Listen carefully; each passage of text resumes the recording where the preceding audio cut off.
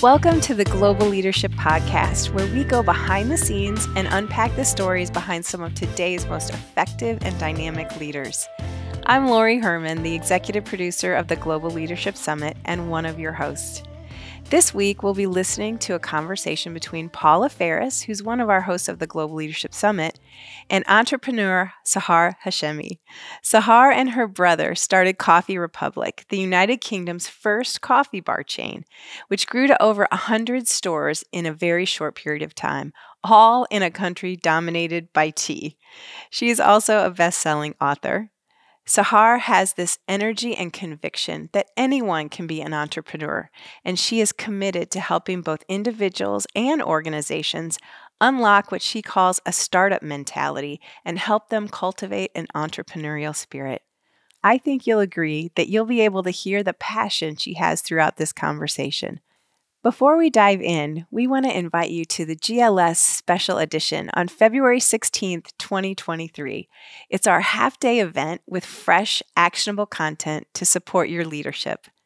We will be joined by some incredible speakers: John Acuff, Heather Younger, Jose Hernandez, Sint Marshall, Robert Morris, and Craig Rochelle. Register today for your online ticket. Or if you're near the Frisco, Texas area, join us in our studio audience. Visit our website at globalleadership.org for details or check the show notes for a link. Also, if this podcast is bringing value to your leadership, please remember to subscribe and rate. It helps other leaders find this podcast as well. And now, here's Sahar Hashemi. Let's just rewind the tape for you and for everyone that's listening right now, Sahar.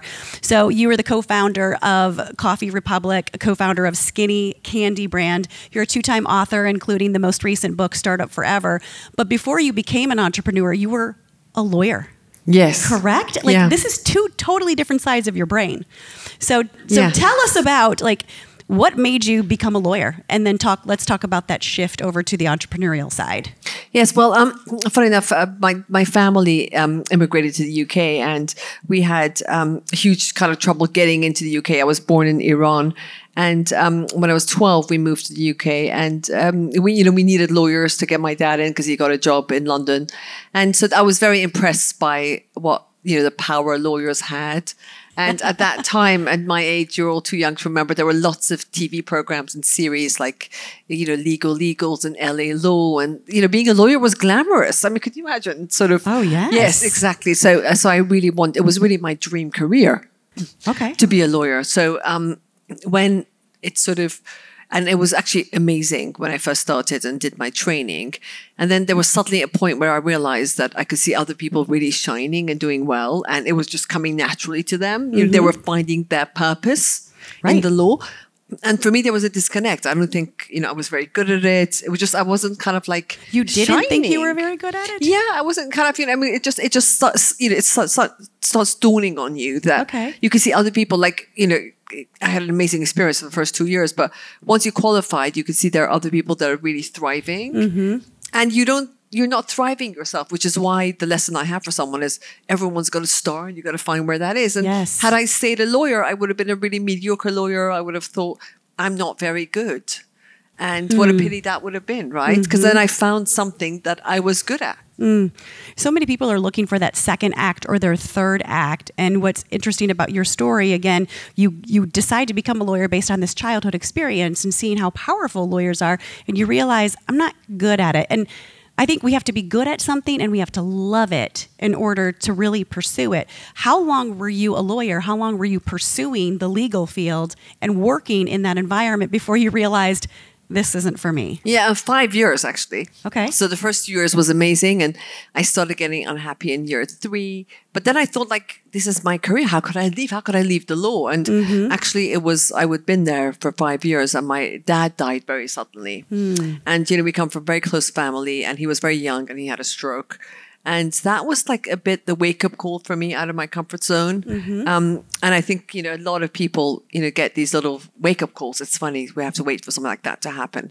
And I just remember, he literally died overnight. And I came home from hospital and I was like, okay, so what is that comfort zone if it can be destroyed like that. And that was really thinking, actually, life is too short and I might as well do something I absolutely love doing. And why am I not being true to myself, And I started searching for, again, I suppose my purpose, and my purpose being somewhere where is uniquely made for every infinitesimal atom of my own being. My weaknesses, my strengths, everything all together.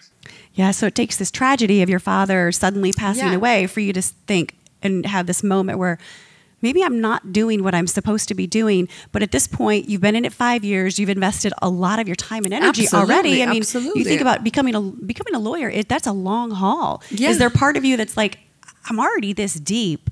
I don't want to have wasted the last 10, however many years of my life. How do you take that next step and overcome those doubts that are probably rolling through your mind? At that time, do you know what I mean? There's something, isn't there? Whoa, they did it. We hear about entrepreneurs, but I swear at that time, which is why I ended up writing my book afterwards. Anyone could do it because we didn't hear about it. It was like Richard Branson, and he was like amazing, and then there was nothing else. So me leaving was a bit like, it just made me a bit of a loser, really. Like, do you know what I mean? It was just like I left the law and all my friends stayed in the law, and there was I was like a reject from the law. It was really, I mean, it's easy to call the whole journey glamorous. And when we look at other people's, we think it's glamorous. We sort of like a fairy tale. And it's not like, what I mean? I was just sort of, it was really weird.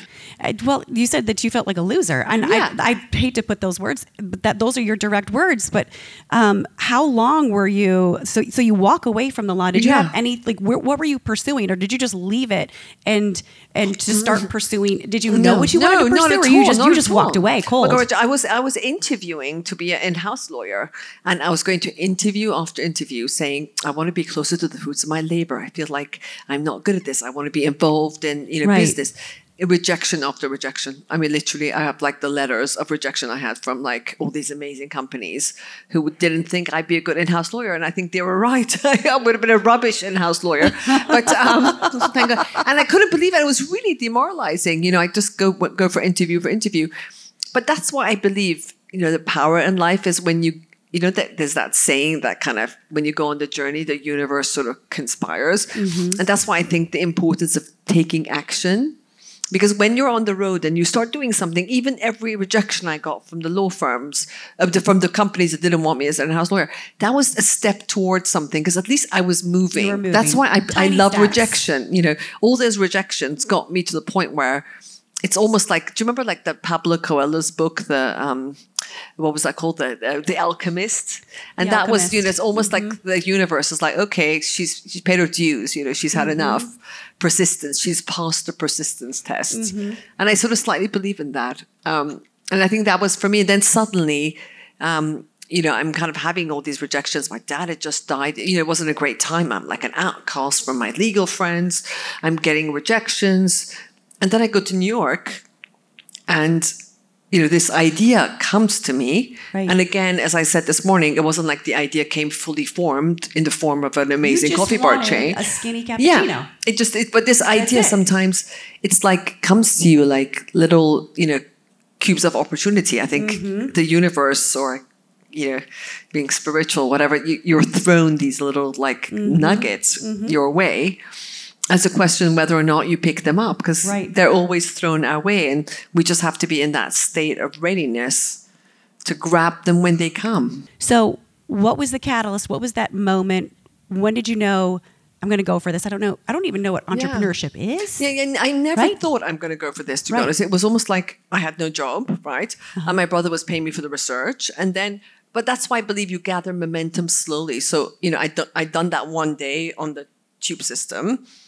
And then I'm like, okay, that looks like there's a bit of a gap. And then my brother, actually, I have all that, which in my book, Anyone Can Do It, there are all the faxes between us because he was going back and forth to New York. So he'd almost tell me what to do because he knew like about how to start a business.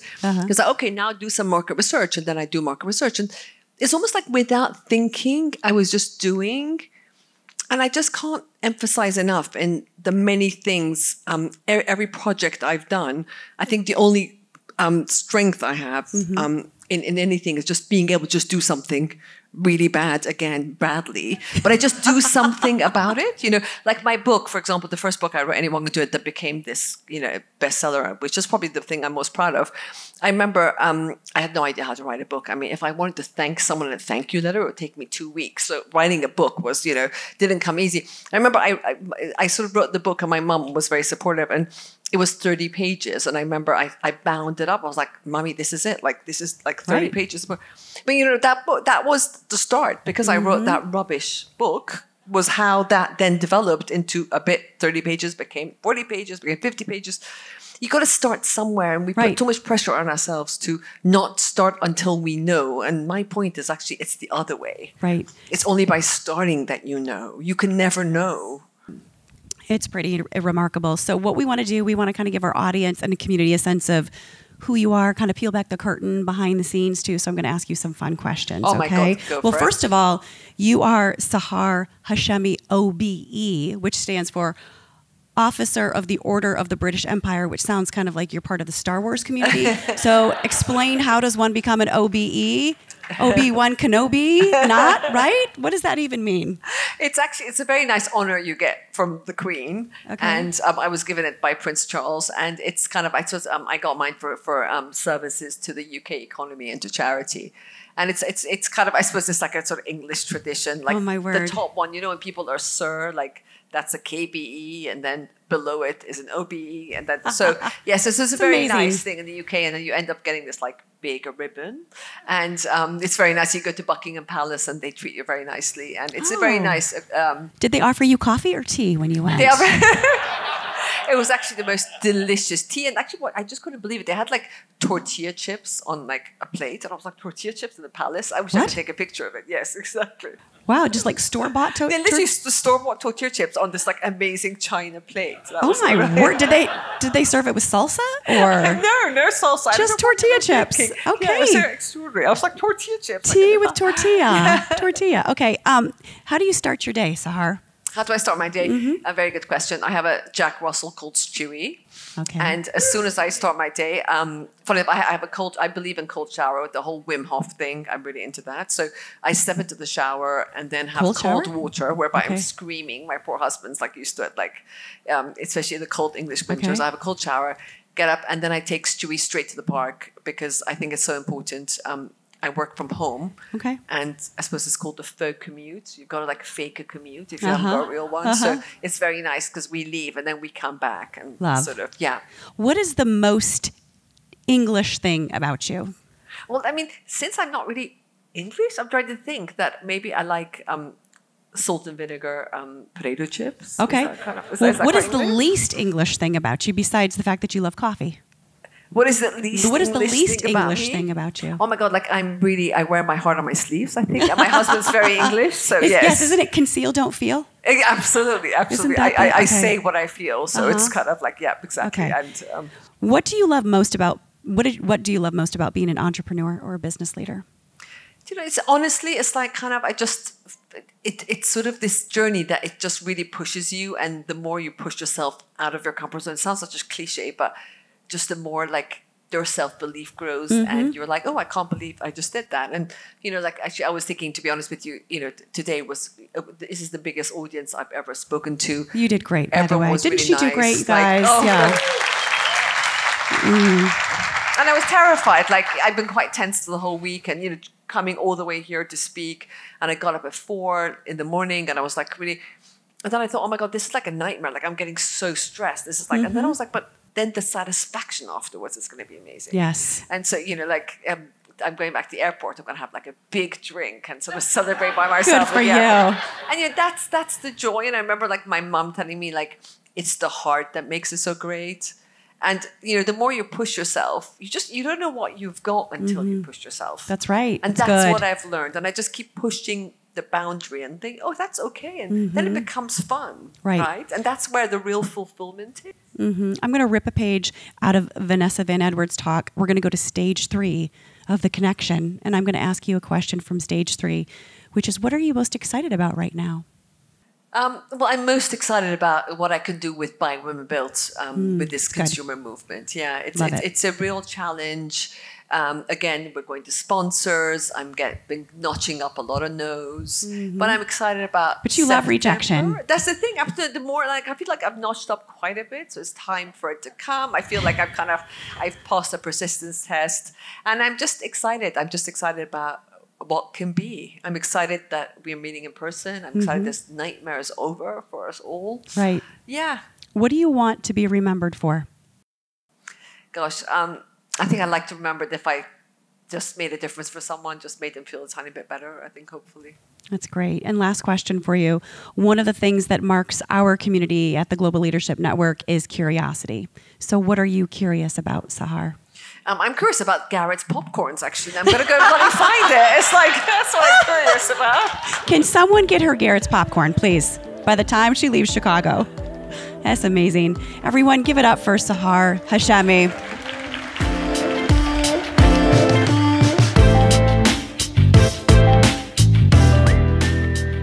I hope you enjoyed their conversation as much as I did. I think I could listen to Sahar's accent for hours on end. I was particularly marked by Sahar's courage when I hear her stories and what she was talking about. I could see it in so many different areas. Sahar had the courage to start something new. I mean, she was a disruptor. She put coffee chains in a country that really only drank tea. How cool is that? One of the things I really appreciated was Sahar's advice to just act. And that is something that I want to try to put into practice this week. It was such a good reminder to me to take action when an idea comes to me instead of just thinking about my ideas. I certainly can have the tendency to overthink things and want everything to be just perfect before I act. So that is a real challenge for me. Does anybody else struggle with that? I think Paula called it analysis paralysis. One of the things that I have done to try to help myself with that, is to have some people in my life, trusted people who I've given permission to call that out in me when they see it. Have you ever thought about doing that? Is there anyone in your life you could ask to prompt you when you're stuck in analysis paralysis? Well, I hope that you have found this podcast as helpful and insightful as I have. Just a reminder, we would love for you to join us at the February GLS Special Edition. And if you want more information about that, there's a link in the show notes. Lastly, thank you so much for listening to the Global Leadership Podcast. Until next time, keep leading right where you are and keep getting better.